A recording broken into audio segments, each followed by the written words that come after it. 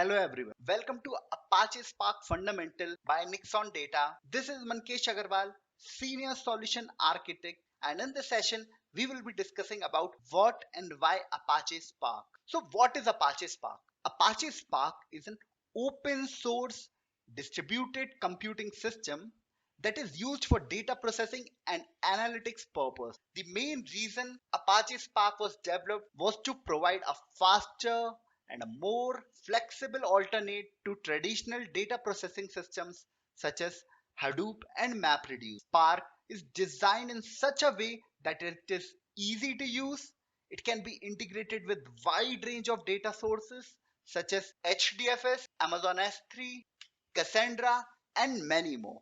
It can be used to process large amount of data, batch mode and real-time streaming mode. One of the key features of Spark is its in-memory computing capability, which makes it process data much faster than traditional disk-based systems such as Hadoop. It also has a rich set of libraries for machine learning, graph processing, and SQL, which makes it popular